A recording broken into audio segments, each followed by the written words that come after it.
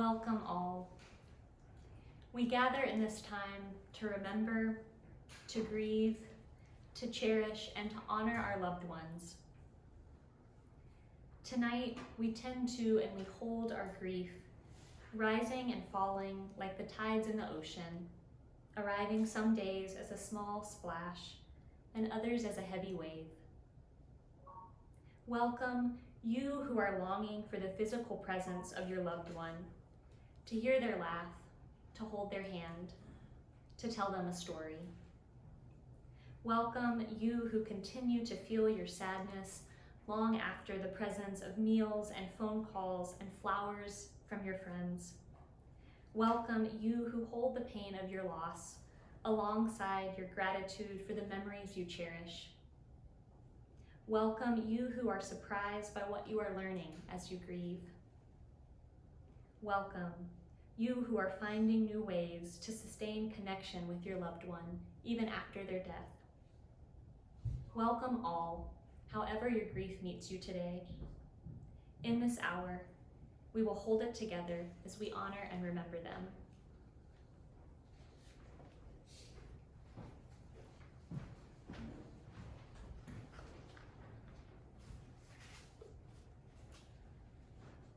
On behalf of WakeMed Hospital and the Spiritual Care Department, thank you for being with us for this virtual service of remembrance. Each fall, we gather to reflect and to honor the lives of patients, staff, family members, friends, and loved ones who have died this past year. We are grateful you are joining us for this special service. Before we get started, I wanted to let you know that you can find a link to the program for this service in the description box under the video stream. You can click the link to open the program and follow along with the service. As we begin, I'd like to thank our President and CEO, Donald Ginzig, our Senior VP, Valerie Barlow, our Director of Spiritual Care, Jeremy Gilmore, the Transitions Palliative Care Team, the WakeMed Foundation, Kristen Kelly and the Marketing and Communications Department, and all the participants in today's program. Thank you for your dedicated support for WakeMed's patients, families, and staff. Today we hold space together to remember, to grieve, and to linger for a time with those who are more than memories. They are our parents, our grandparents, our siblings, our children. They are our dear friends, our co-workers, the people we provided care for while they were sick or in the hospital. They are the people who answered our late night phone calls, who laughed with us, shared meals with us, and reminded us of who we are. Mahatma Gandhi said, "There are no goodbyes for us. Wherever you are, you will always be in my heart." Thank you for joining us as we take time together to open our hearts and embrace those we carry with us always.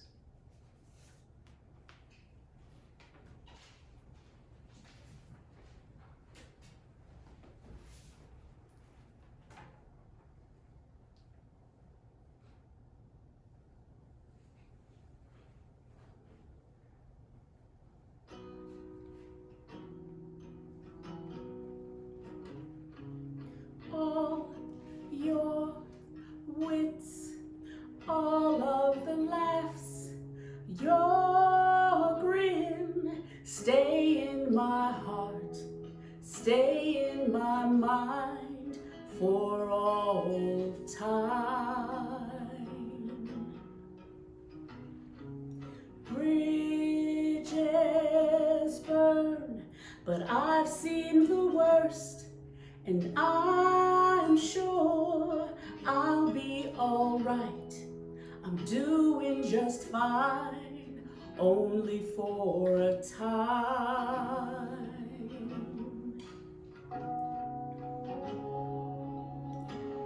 Where do I go from here?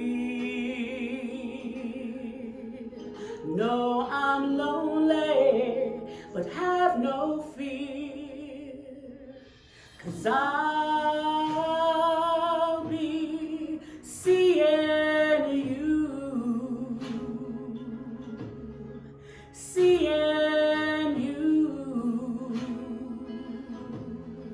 wherever I go.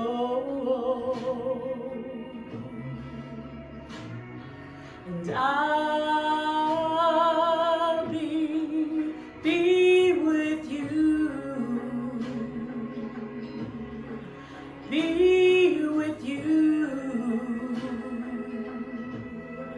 wherever I go. Gone, but your love is all I have left. I'll stand tall, you stay in my arms, won't stay in the dark, 'cause you'll look for me.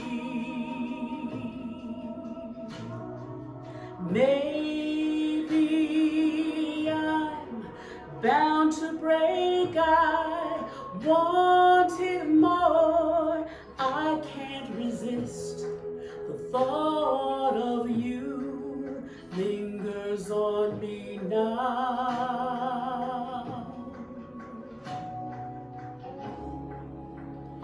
Heaven knows no tears, but if only you were here. But I'll be seeing you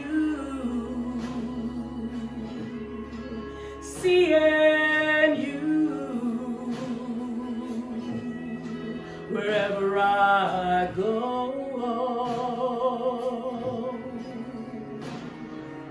I'll be with you,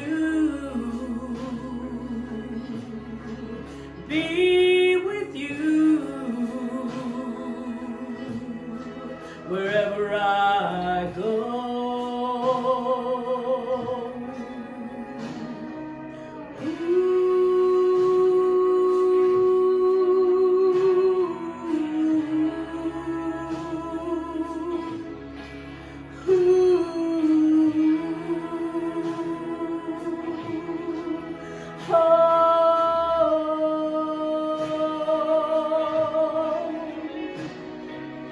I'll be seeing you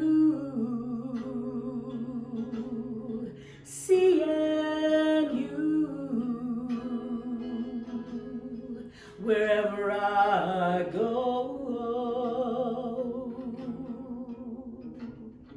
And I'll be with you, wherever I go.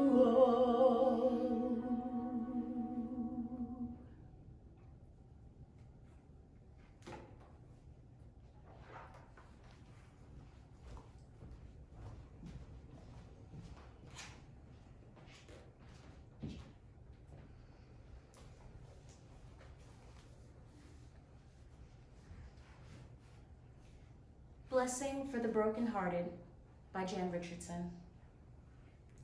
Her opening quote, "There is no remedy for love but to love more," by Henry David Thoreau.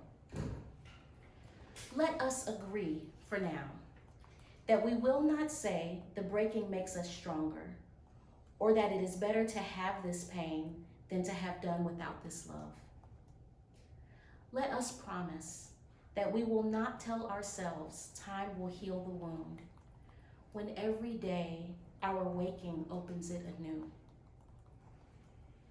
Perhaps for now, it can be enough to simply marvel at the mystery of how a heart so broken can go on beating as if it were made for precisely this, as if it knows the only cure for love is more of it, as if it sees the heart's sole remedy for breaking is to love still, as if it trusts that its own persistent pulse is the rhythm of a blessing we cannot begin to fathom, but will save us nonetheless.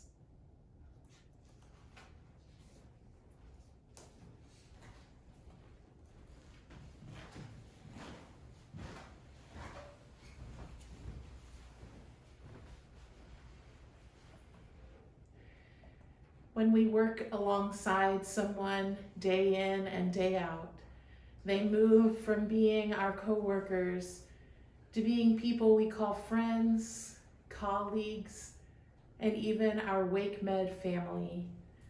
I invite you in this moment to pause and honor those members of our WakeMed family who have passed away this year.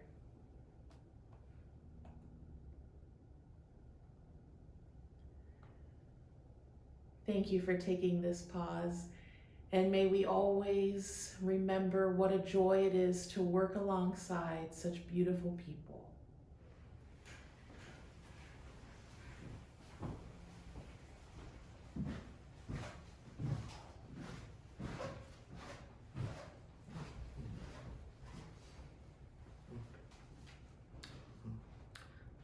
A very good evening to everybody. I am absolutely honored to be here with all of you on this day of remembrance and resolve. My name is Mohit Modi, and I am a pulmonary and critical care physician here at WakeMed. I know that being here is hard, and I know it aches to remember all those people that we have lost. But I would like to thank everybody for being here. I believe reflection really provides an opportunity to realize that we are not alone in our feelings. And it gives us a chance to reflect on improving care here at WakeMed. My personal love grew from being able to help patients and to heal them, but every day when I walk through the doors of the ICU, I do see patients that are gravely ill, and I hope to restore them to their functional life, but I also see those that I simply can't save. We attempt life-sustaining interventions for patients on the precipice of life and death. When patients become desperately ill, I face this internal conflict.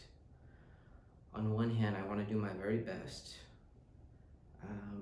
but I often struggle when I have to recognize that it is some time to eventually let them go and allow them to pass peacefully with comfort and with dignity. I would like to take this time to not only remember our previous patients, but also our friends and loved ones, and also take this time to celebrate and honor their lives. And I thank you.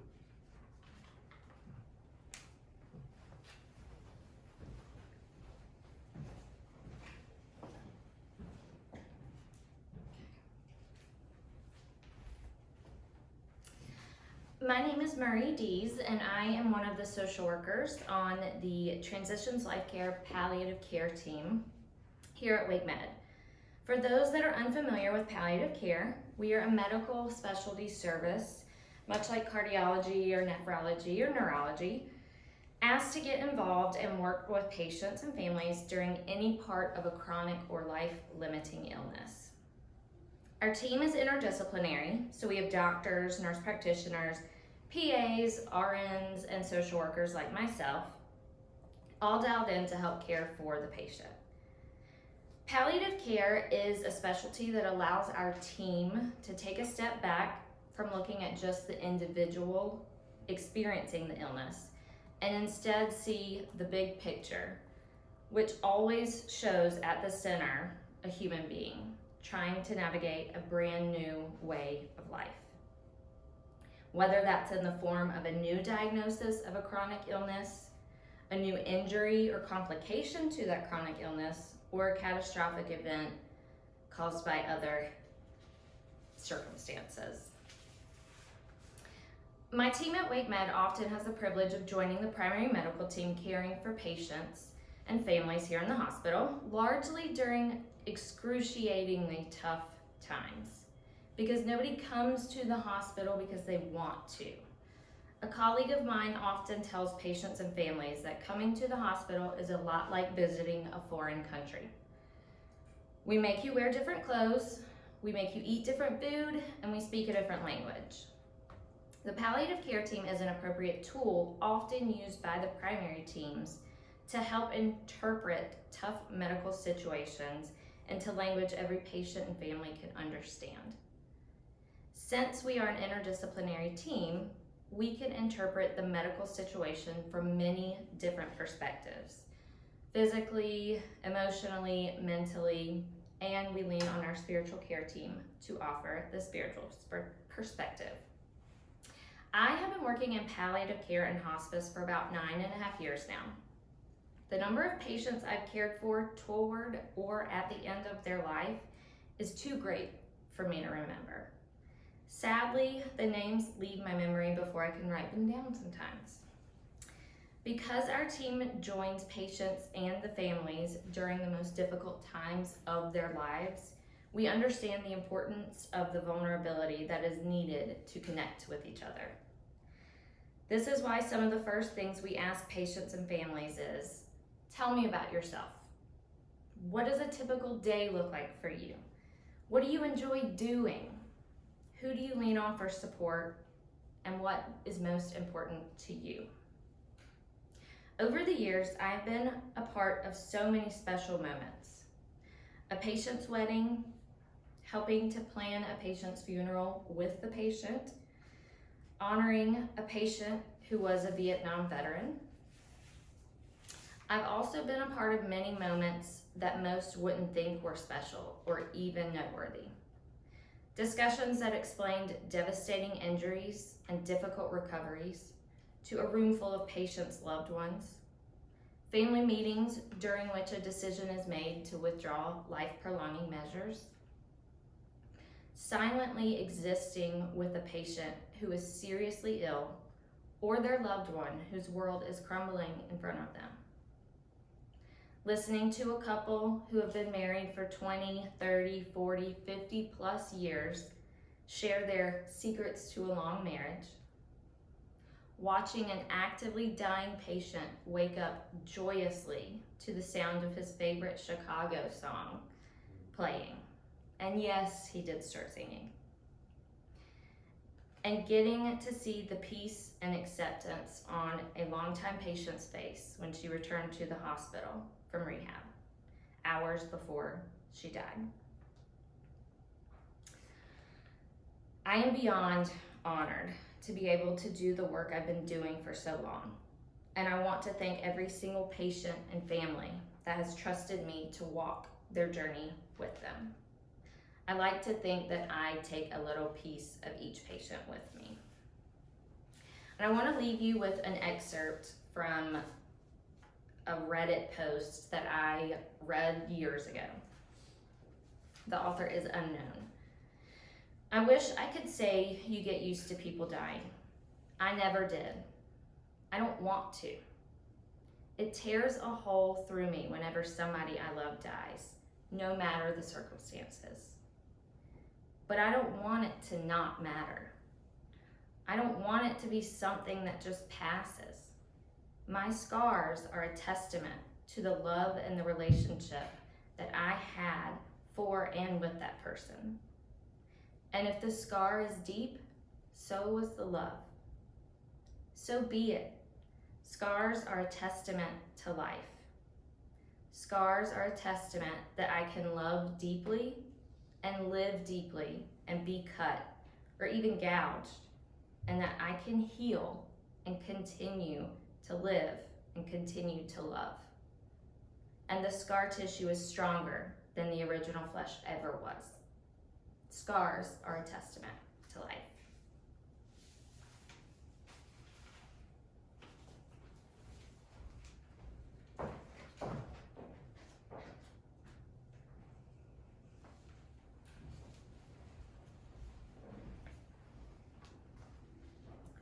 Good evening. I'm Sherry Wong, a third-year resident in internal medicine here at WakeMed.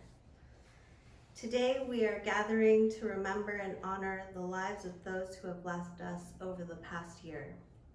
As a resident physician, I stand before you with a heavy heart, but also with great gratitude and a sense of admiration for the lessons that I have learned from these individuals during their final moments. In medical school, we go through a rigorous curriculum on how to diagnose illness and treat disease. However, we don't receive the same amount of education on caring for patients at the end of life when we've reached the limits of medicine. We don't receive the same amount of education on what to do in the times when we feel like there's a frog in our throat and it's all we can do not to cry with you. Yet, I have found that it is during these moments that true humanism and compassion shines through. It is in these moments that I have learned about the power of listening, the importance of empathy, and the significance of being a gentle guide. Every patient has taught me a bit more about how to provide solace and vital care during these times of uncertainty. The patients and colleagues who have passed away within our walls this year were so much more than medical charts or case studies. They were individuals with rich lives filled with stories and experiences that shaped them into people that we had the privilege to care for. Today, let us remember them for who they were: our fathers, our mothers, our friends, our teachers, and so much more. By remembering their stories and how they touched our lives, we ensure that their legacies live on, and we honor their memory. To our colleagues who have passed, the hospital staff members who work tirelessly alongside us, we remember your dedication and the impact that you had on our patients. You were not just healthcare providers, but beacons of compassion and pillars of strength. Your presence is sorely missed, and we will not forget the contributions that you made. Today, as we come together to mourn and remember, let us also celebrate the lessons learned and the profound impact that each of these individuals have had on our lives. May their memories serve as a reminder of the importance of the human connection and the enduring power of the human spirit. Thank you.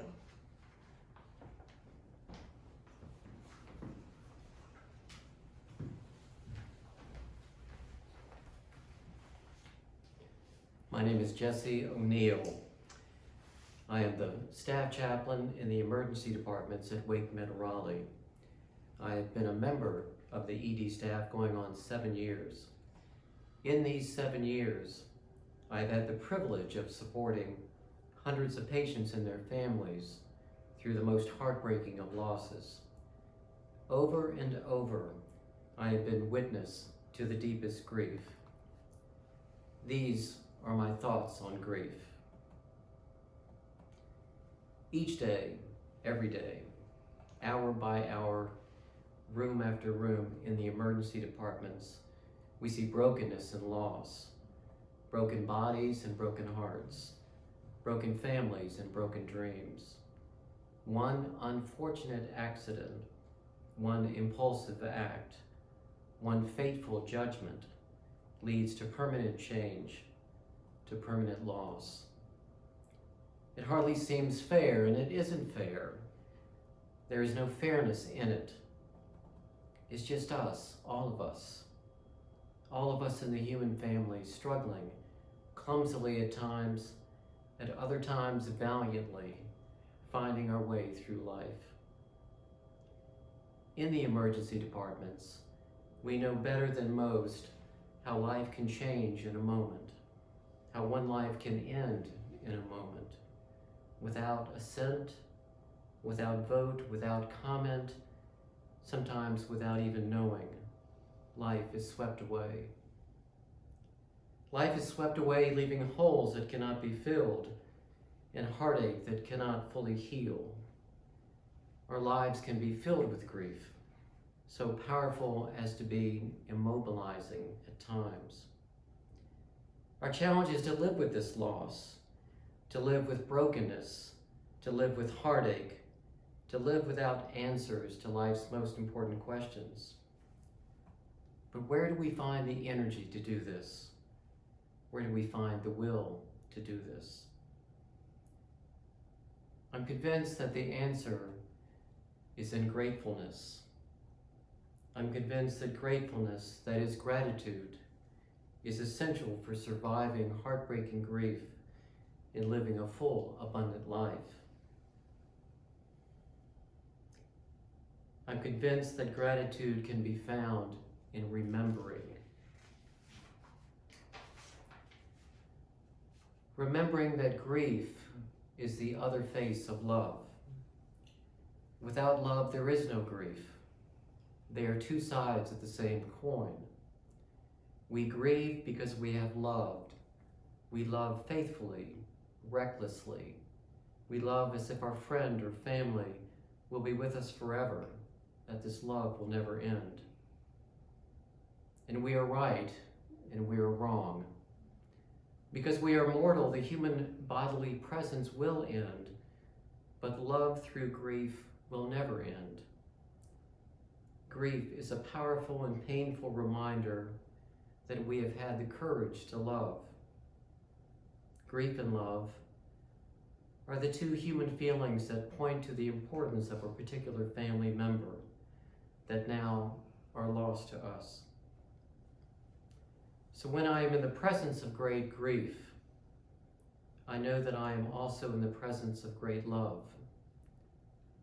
I am in the presence of great devotion and great courage. While this understanding is helpful, how do we avoid being immobilized by grief? How do we honor these feelings and continue in our lives? The answer, I think, is to marry our grief with gratitude. But how would we go about doing that? We do that by recognizing and holding on to the gifts that were brought to us by our deceased loved ones. We do that by recognizing and holding on to the gifts brought to us by our deceased loved ones. Let me tell you about my older brother, Sam. I lost him to cancer about 7 years ago.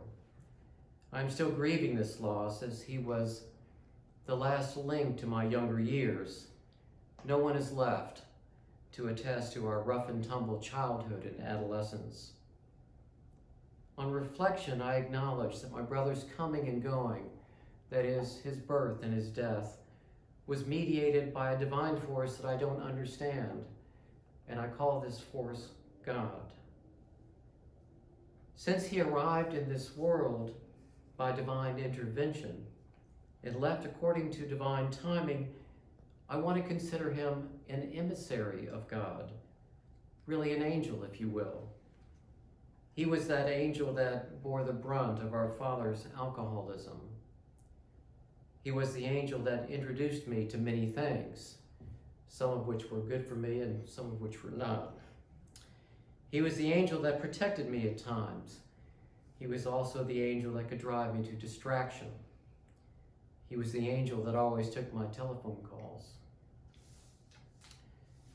A couple months before he died, we attempted a brother's adventure in Manhattan. He had lived in the city for a number of years, and he wanted to take me to his favorite coffee shop and his favorite bars. We only made it to 3 of the 12 bars on his list. At the bars, I remember his engagement with perfect strangers. He was always ready for a substantive conversation with anyone. We were on bar stools at the 3rd stop, and he ordered me that craft beer known as a sour, which was something new at the time. I will always remember his earnest encouragement. "Taste this, just taste this," he said. He delighted in the creativity of a brewer that could make such a drink from hops and barley. And this is one of the legacy messages of my brother. to experience life in the spirit of wonder. As I remember my brother and I feel the sadness of his physical absence, I also feel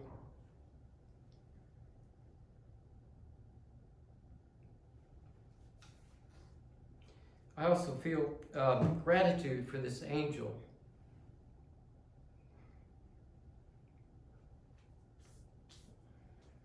sent to me as a matter of grace to protect me,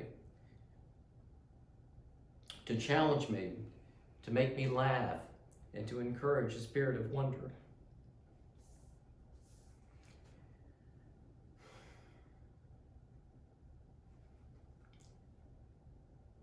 So in this coming season of Harvest Home, this season of Thanksgiving,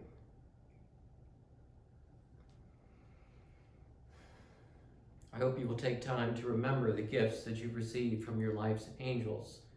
Rather than fear your grief, I encourage you to enrich your grief with a spirit of gratitude.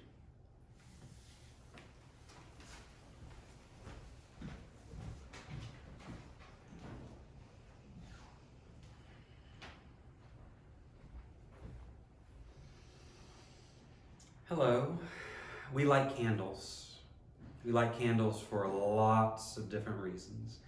We light candles to illuminate rooms. We light candles to set the mood. We light candles to celebrate. And today we light candles to remember. We light candles to remember those we've lost this past year.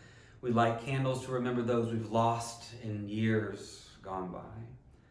And we light candles to remind each other that there are some lights that never go out. So I'm going to light this candle now, and I invite you at home to light a candle as well. And when you do so, hold your loved one in your heart, hold them in your mind. Take a moment, and as the light comes to the candle, remind yourself that they are with you. Let's do that now.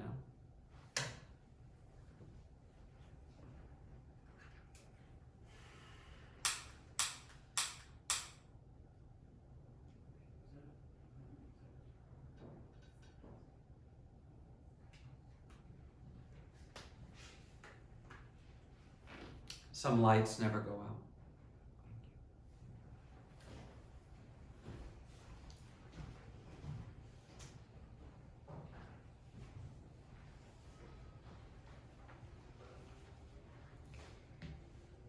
On page 2 of your program, you'll find our tribute. I invite you to read the bolded words aloud with me. We remember them. In the rising of the sun and its going down, we remember them.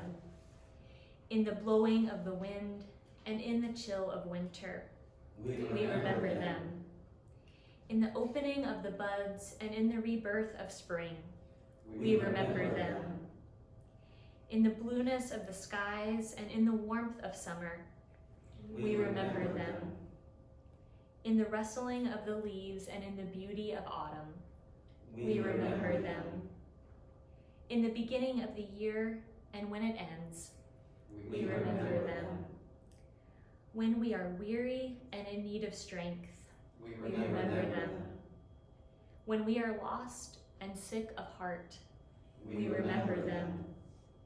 When we have joys and special celebrations we yearn to share, we remember them. So long as we live, they too shall live, for they are part of us. We remember them.